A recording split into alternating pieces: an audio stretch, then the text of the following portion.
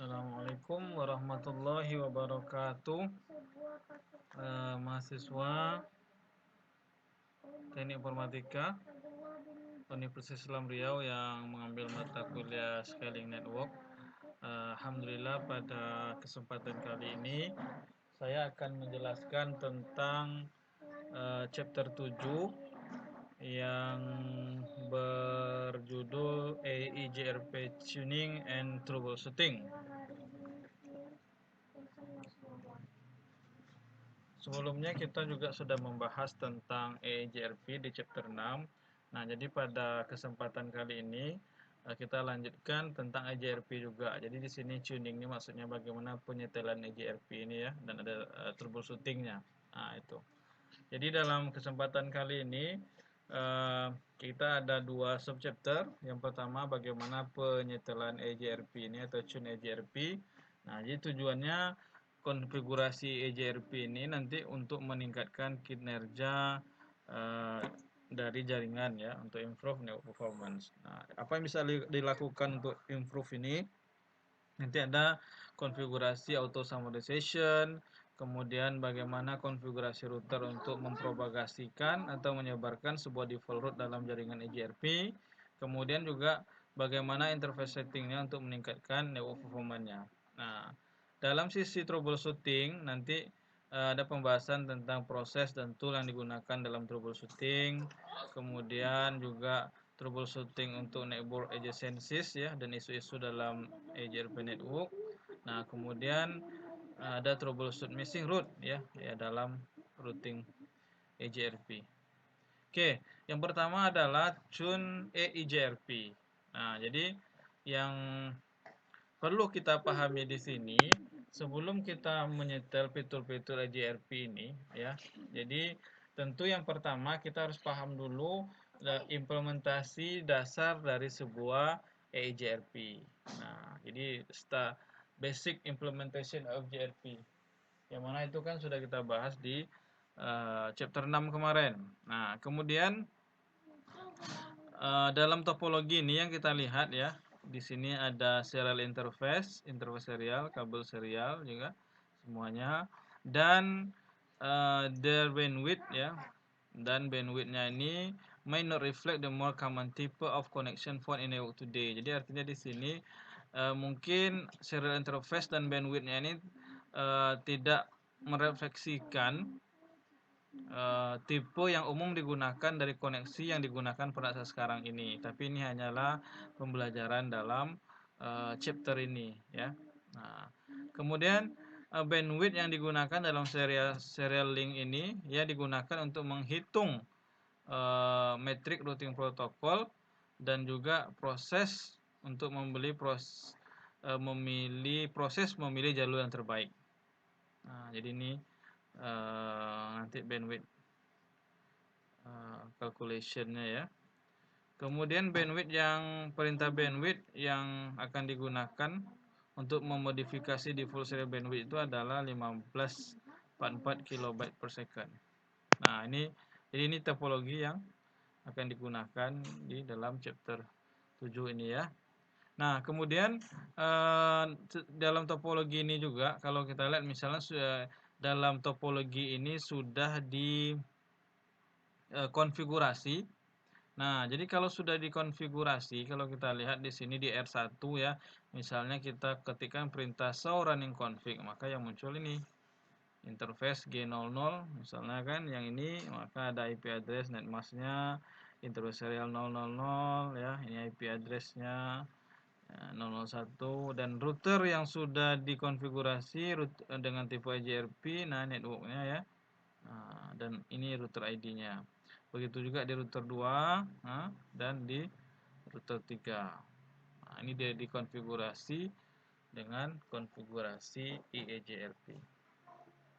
Kemudian yang pertama untuk meningkatkan performance-nya ada istilahnya EJRP automatic summarization. Nah, jadi router summarization ini adalah salah satu yang paling banyak digunakan ya dalam metode untuk penyetelan EJRP atau tuning EJRP. Nah, jadi EGRP itu apa? Router summarization itu apa? Jadi sebenarnya dia bekerja dengan menggrupkan ya, dengan menggrupkan beberapa jaringan bersama dan mengiklankan mereka sebagai satu large network dan yang memberitahukan ke mereka, yang mengiklankan mereka sebagai satu jaringan yang besar atau dalam istilah summarized route. Nah, jadi itu.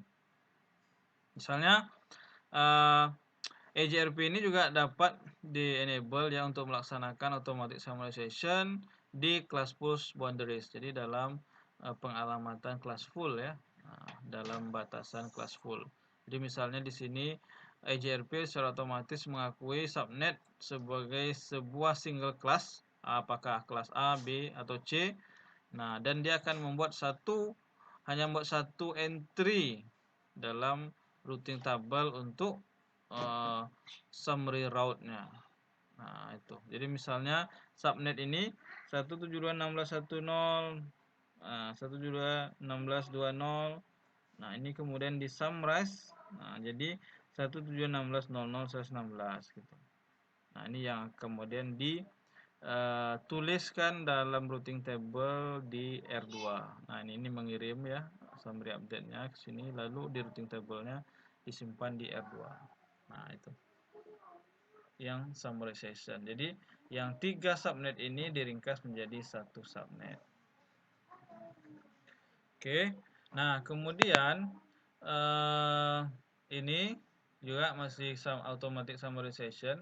Jadi misalnya R1 dan R2 itu kedua dikonfigurasi menggunakan routing EGRP versi 4 ya dengan automatic summarization. Nah, jadi ini 3 subnetnya kan 172.16.10/24/20/24 Nah, ini adalah subnet ya yang bagian dari jaringan kelas B. Nah, maka kemudian ketika R1 mengirim routing table ke R2, nah karena dia sudah diaktifkan automatic summarization, maka dia akan meringkasnya yang 3 subnet tadi menjadi satu nih 172.16.00/16. Nah, ini ya. Oke, itu yang jaringan kelas full yang perlu diingat lagi. Nah, ini kelas full, kelas A ya, ini batasannya, kelas B, kelas C. Nah, itu yang kelas full. Kemudian yang perlu diperhatikan lagi adalah router jika ingin menemukan best route ya, best route atau jalur terbaik untuk setiap individual subnet, maka subnet informasi harus dikirim. Nah, jadi kalau dalam contoh di atas, nah yang dikirim kan automatic summary-nya nih. Jadi kalau dia mau tahu subnet yang detailnya individual subnet, maka automatic summarization-nya harus di-disable. Nah, sehingga baru subnet informasinya dikirim gitu. Jadi kalau mau tahu jalur terbaik untuk setiap subnet, maka caranya adalah disable automatic summarization-nya. Nah, itu. Kemudian dalam konfigurasinya ya, konfigurasi automatic summarization ini, jadi kalau secara default dia itu di disable ya, automatic summarization is disabled by default. Nah, secara default dia disable. Kemudian perintah untuk menentukan apakah dia disable atau enable, nah, jadi show IP protocol gitu ya. Nah, untuk menentukan show IP protocol command untuk menentukan apakah EGRP automatic summarization is disabled. So IP protokol. Kemudian untuk mengenablekan summarization itu bisa menggunakan auto summary ya, itu commandnya. Nah, ini auto summary. Nah, kemudian untuk mendisable lagi no auto summary. Nah, itu untuk mendisable. Kemudian ini juga verifikasi auto summary show IP protocol ya. Nah, misalnya DR1. Nah, jadi kalau kita lihat show IP protocol dari sini automatic summarization-nya enable. Nah, ini jadi sedang enable ini ya. Jadi output ini juga mengindikasikan jaringan bahwa ada summarize dalam interface yang mana gitu. Jadi interface yang mana yang menggunakan summarize.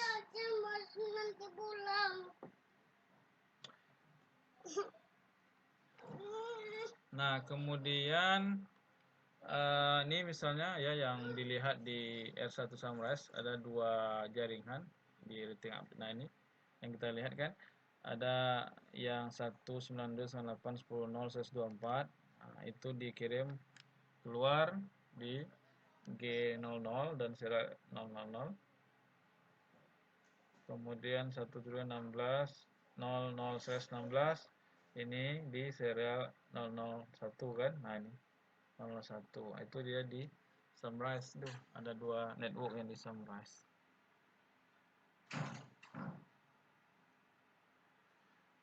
Nah, kemudian untuk verifikasi topologi table, karena tabel routing di misalnya di R1 dan R2 itu terdiri dari subnet 172.16.00/16 network, maka mereka ini akan mengirimkan interface-nya ya, jadi iklan ya maksudnya, supaya update periodiknya, summary road-nya itu ke R3. Jadi yang R1 ini sama R2 ini dia akan mengirimkan semacam advertise summary route-nya ya yang sudah diringkas, misalnya 172.16.00/16 kemana, ke R3 ini. Nah, ini. Jadi kalau misalnya kita menggunakan perintah show IP EJRP topologi all-link, nah ini adalah komen untuk melihat semua rute EJRP yang datang. Misalnya nih show IP EJRP topologi all-link. Nah, ini kelihatan. Ini adalah yang datang kan. Apakah dia dari 10.5 dari sini, 10.5 dari sini ya, atau dari 10.9.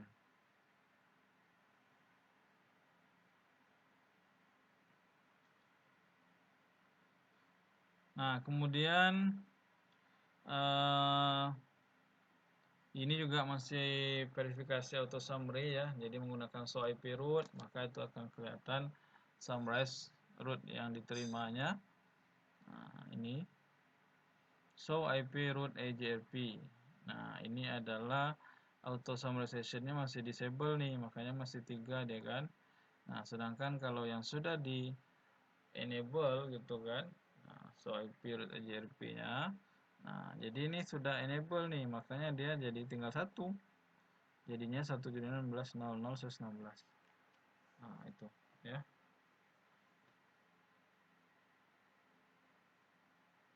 Nah, kemudian automatic summarization bukanlah opsi dalam EJRP untuk versi 6 ya, karena class full addressing that not exist. Jadi pengalaman class full tidak eksis di dalam IP versi 6. Kemudian automatic route summarization ini juga bisa menyebabkan problem ya jika summary ada interface networknya. Jadi alamat summary jaringan yang diiklankan itu nanti tidak tersedia di dalam advertising routernya. Nah, ini juga ada masalah nanti kan, summary address yang di advertise itu tidak ada, not available. Nah, itu nanti akan jadi masalah. Nah, itu. Kemudian verifikasi auto summary. Nah, jadi di sini juga untuk menghindari masalah summarization ya, salah satu caranya adalah di sini menambahkan sebuah network route ya, sebuah network route untuk classful network route ke routing table. Nah, jadi ini ada istilahnya nanti null interface di sini ya. Jadi this network jaringan ini memasukkan rute paket ke null interface. Nah, apa itu null interface? Dia adalah sebuah virtual iOS interface bahwa ini adalah rute kemanapun gitu ya. Nah, rute yang kemanapun, tidak ada tempat tujuan maksudnya nih. Kemudian paket yang bahwa dia ini matching ya, sebuah root dengan null exit interface, maka dia akan di discard katanya, dibuang. Nah, ini. Kemudian EJRP untuk versi 4 secara otomatis termasuk null summary router ya, ketika kondisi yang eksisnya misalnya yang pertama automatic summarization-nya di enable. Nah, itu bisa jalan null interface-nya kan.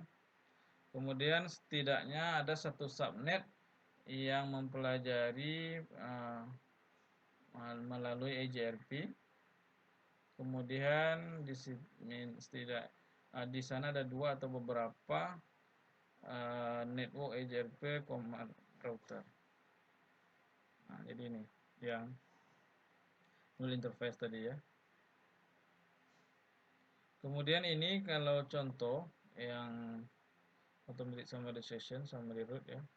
Ini ada skenario di gambar ya, yang mana automatic summarization ini juga dia menyebabkan semacam kasus looping itu terjadi gitu. Nah, ini contoh penerapan dari automatic summarization tapi dia menyebabkan looping. Nah, misalnya kalau kita lihat di R2 ini, R2 routing table terdiri dari 3 subnet kan. Nah, ini ada 3 subnet nih. 1.16.1.0, 2.0 dan 3.0. Ini di routing table. Nah, kemudian R2 yang ini R2 ini mengirim update ke R1, dia mengirim ke sini. Nah, yang dikirimnya apa? Nah, yang ini summarization-nya yang 3 tadi dia ringkas jadi summarization ini 1.16.0.0/16. Nah, kemudian R1 ngirim gitu kan yang nomor 6 nih, 4, 5, 6.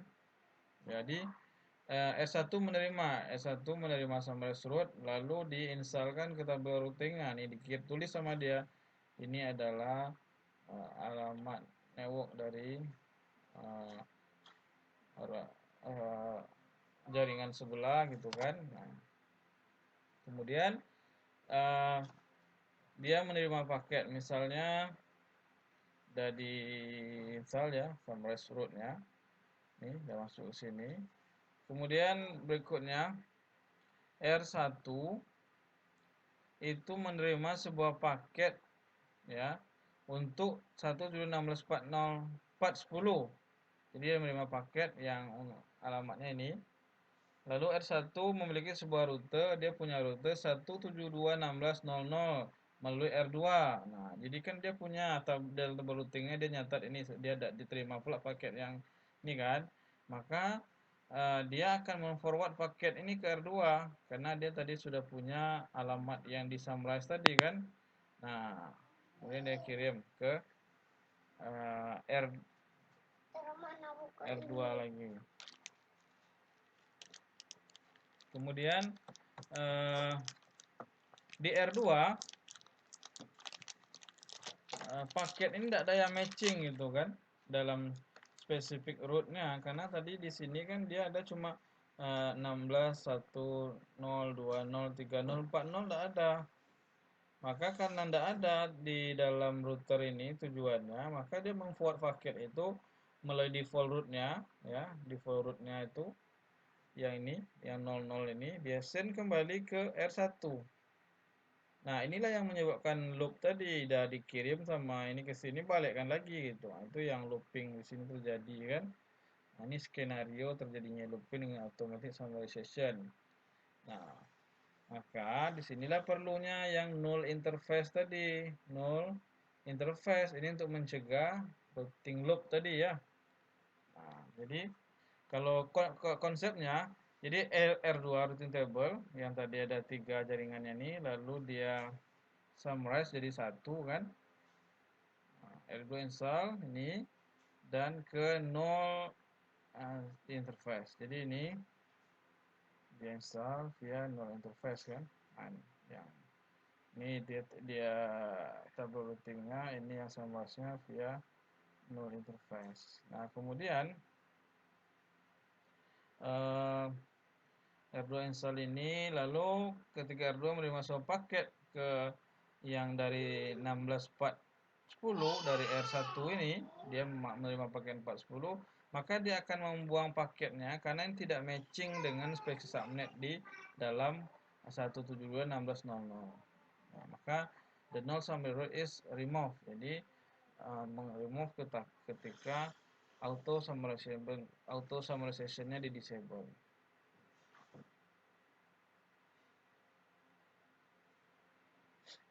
Oke. Nah, kemudian berikutnya adalah propagating a default static root. Dia bagaimana dia menyebarkan default static root gitu kan. Nah, jadi di sini biasanya menggunakan static root yang 0.0.0/0 ini sebagai default root ya. Dan ini not routing protocol independent. Dia bukan routing protocol dependent dia. Nah, kemudian dia mengarahkan protokol ya ada default static kan, router static default atau code 0. Nah, ini dapat digunakan dengan protokol routing yang saat ini ya dia support lah.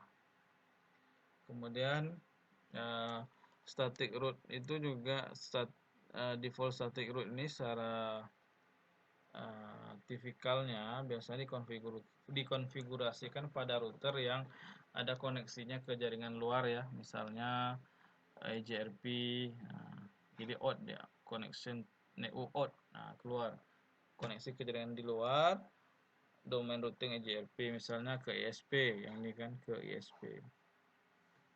Nah, kemudian di situ kan ada redistribute static command, di sini perintah redistribute static.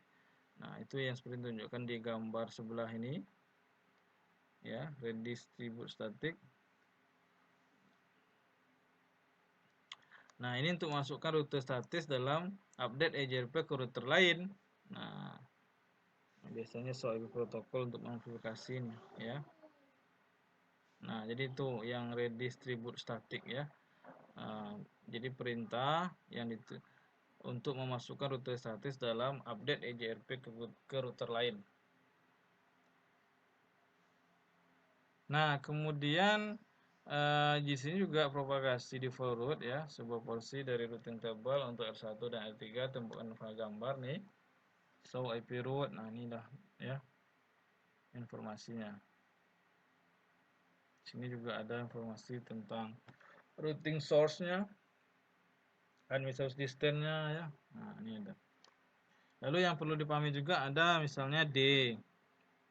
D itu apa? Mengindikasikan bahwa dia belajar menggunakan EJRP routing update. Maksudnya ini adalah dia menggunakan EJRP.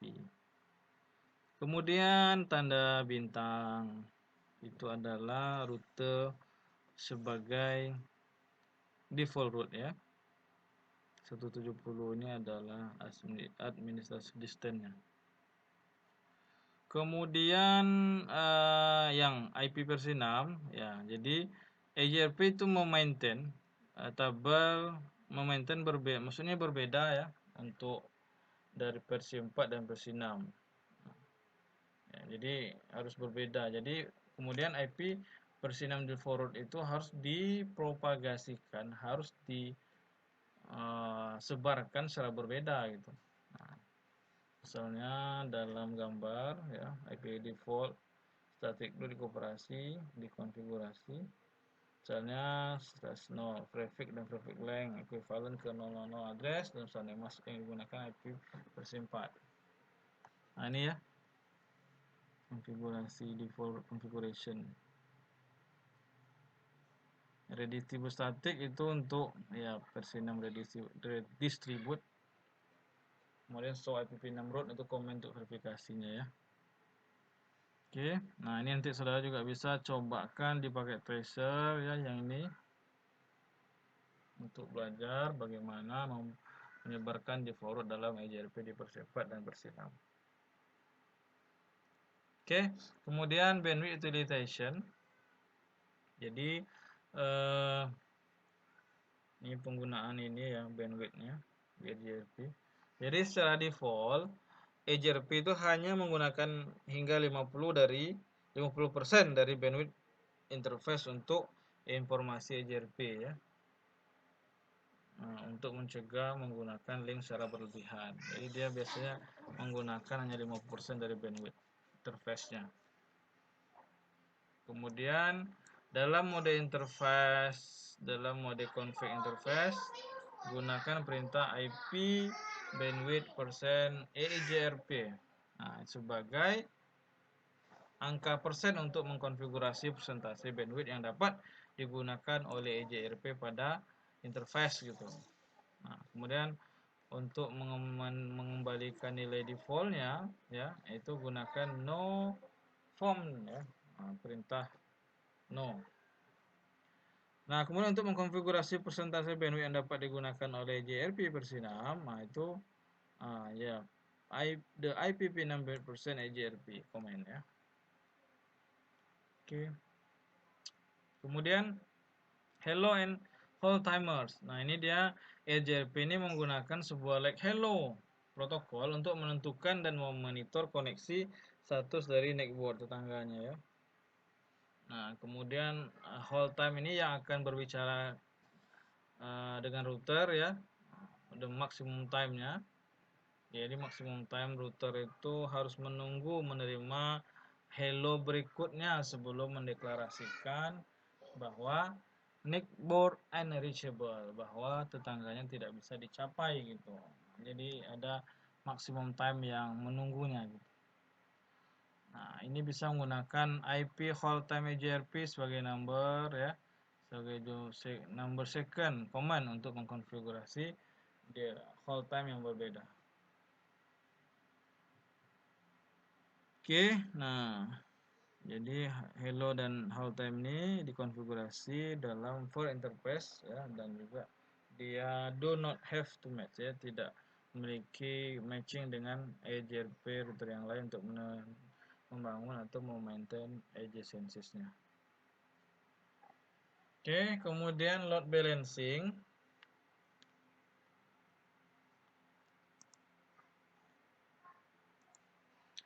Oke, kemudian load balancing IP versi 4 ya. Nah, jadi load balancing, jadi ada istilah equal cost load balancing, itu kemampuan router untuk mendistribusikan lalu lintas ya, outbound traffic maksudnya, lalu lintas keluar gitu kan, menggunakan semua interface yang memiliki metrik yang sama dari alamat tujuan. Nah, jadi ini dia untuk keseimbangan di sini kan. Di Cisco iOS itu ya, dia menerapkan load balancing. Biasa menggunakan hingga 4 jalur ya, dengan biaya cost yang sama secara default. Nah, dia bisa sampai up to 4 equal cost path load balancing. Kemudian perintahnya show IP protocol itu bisa digunakan memverifikasi jumlah path-nya, jumlah jalur dengan biaya yang sama ya, yang dikonfigurasi pada router.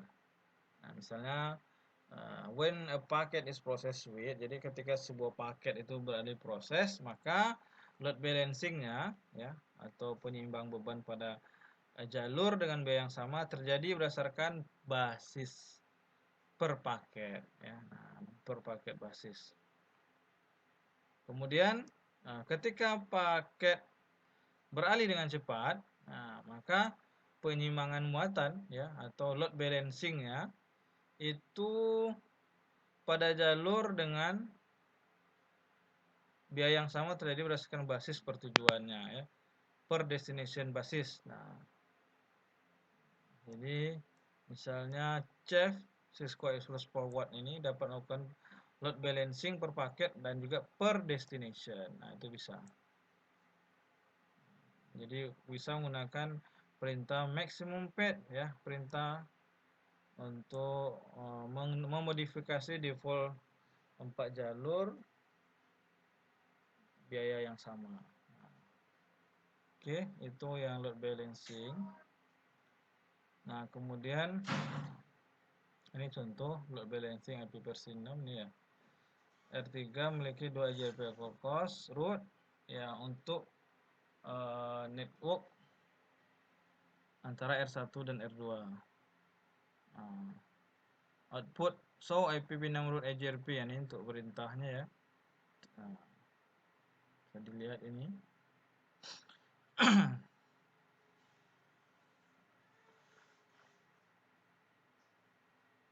Nah, kemudian apakah EJRP untuk versi 6, versi 4 dan versi 6 itu dapat juga menyeimbangkan ya. Dapat menyeimbangkan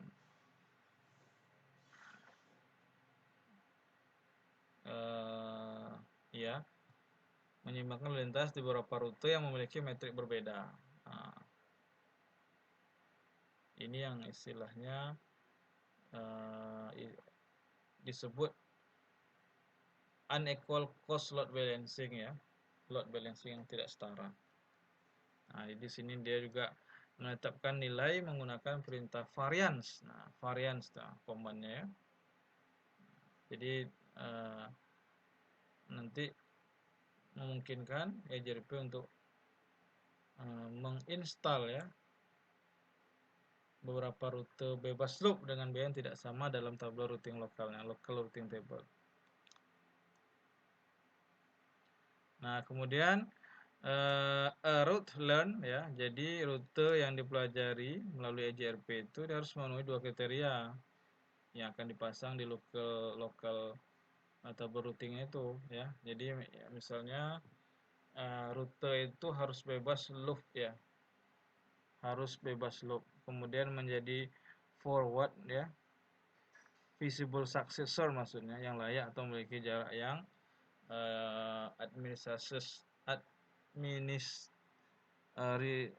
report distance-nya kurang dari total distance. Kemudian metrik root harus lebih rendah daripada metrik rute terbaik dikalikan dengan varian inkomplektif pada router. Nah, jadi intinya sebenarnya dia untuk load balancing, menyeimbangkan beban di sini.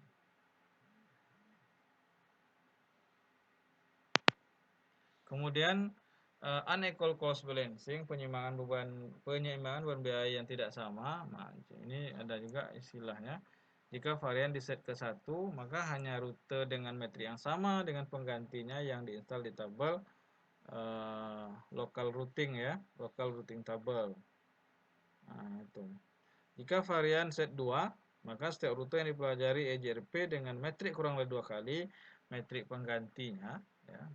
Nah, jadi ibaratnya successor metrik itu akan dipasang di tabel local routing table. Nah, jika varian ke 1 hanya rute dengan metrik yang sama dengan successornya ya, yang akan diinstal di tabel local routing table.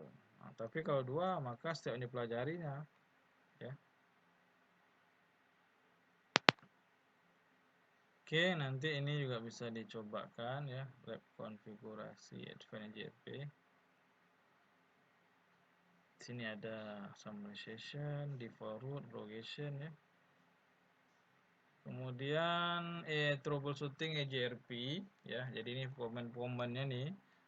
Basic EJRP troubleshooting command, misalnya bisa menggunakan show IP EJRP netboard. Ini untuk apa? Untuk memverifikasi bahwa router mengakui tetangganya. Jadi misalnya show IP netboard, itu tetangganya mana saja, nanti akan dimunculkan sama dia. Di outputnya digambar mendiskan 2 successful EJRP network lisensi. Jadi ada 2 tetangganya kan. Kemudian show IP route EJRP ini untuk memverifikasi bahwa router belajar rute ke sebuah jaringan network melalui EJRP ya. Nah, ini untuk versi 6. Nah, ini komponen troubleshootingnya ya. Flowchartnya nih, systematic approach untuk troubleshooting EJRP.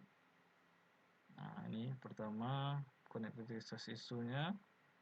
Kalau ada konektivitas, maka di sini apakah network table-nya benar? Nah, kalau ya, kalau no troubleshooting, kalau enggak apakah routing table-nya benar? Nah, kalau ya berarti trafiknya, apakah trafik yang diambil jalurnya benar kan? Nah, ini flowchartnya ya.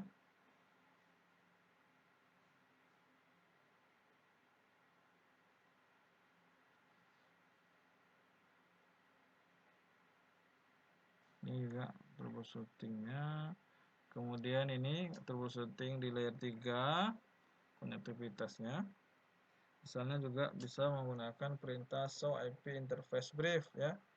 Nah, ini untuk memverifikasi status dan protokol koneksi interface-nya apakah up atau down.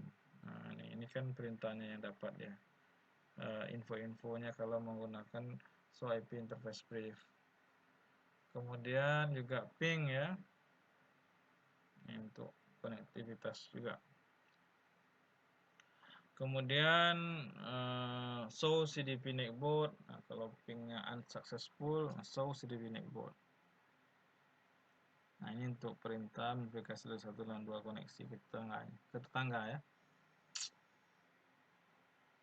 Nah, biasa masalah di layer 3 ini ada miskonfigurasi IP address-nya, subnet atau pengalamatan networknya. Misalnya contoh interface connected device harus dalam common subnet, harus dalam subnet yang benar. Nah, itu deh. Kalau dia yang tidak benar ya salah ya. Nah, kemudian ketika troubleshooting dalam jaringan JRP, nah, itu verifikasinya bahwa semua router berpartisipasi dalam jaringan dalam network JRP itu dikonfigurasi dengan sama autonomous system number-nya ya, AS number. Oke, kemudian interface. Nah, ini troubleshooting-nya ya. The network command itu ada show IP JRP interface, show IP protocol ya. Kemudian ada passive interface. Nah, jadi ini perlu juga passive interface ya, salah satu alasan bahwa routing table mungkin tidak reflect terhadap rute yang benar ya, karena passive interface command. Jadi passive interface ini perintahnya adalah perintah untuk menstop antara outgoing dan incoming routing update. Nah, tujuannya adalah untuk mencegah router update gitu ya dari tetangganya. Nah, itu untuk mencegahnya dia pakai passive interface. Nah, ini bisa show IP protokol command untuk memverifikasi apakah interface-nya itu pasif atau aktif gitu kan. Nah, show IP protokol. Nanti kelihatan di sini JRP interface.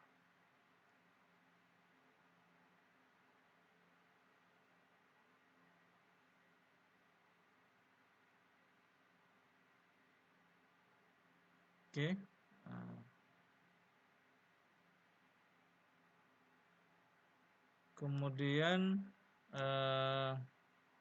passive interface ini dapat digunakan untuk alasan security ya, misalnya contoh admin mungkin tidak ingin router ya, tidak ingin router misalnya menerima iklan dari router ISP gitu kan. Nah, jadi dia pasang di sini interface-nya pasif gitu.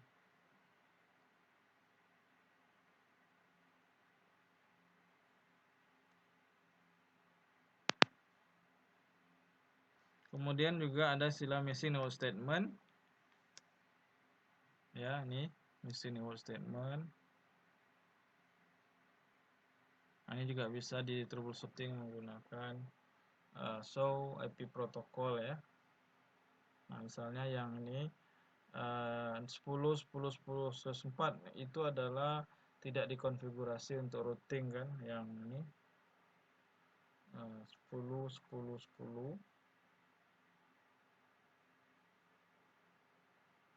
Nah, kemudian output yang di bawah itu yang ini ya,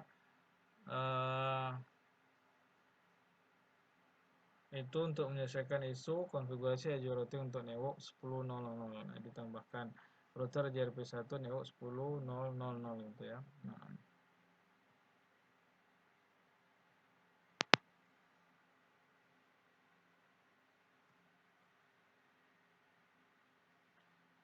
Oke, auto summarization ini juga untuk troubleshootingnya ya. Oke, swipe command bisa, swipe protokol command untuk verifikasinya apakah dia berjalan atau tidak. Nanti untuk disable no auto summary ya. Oke, nanti bisa mengerjakan lab packet tracer ya di lab. Oke, nah jadi itu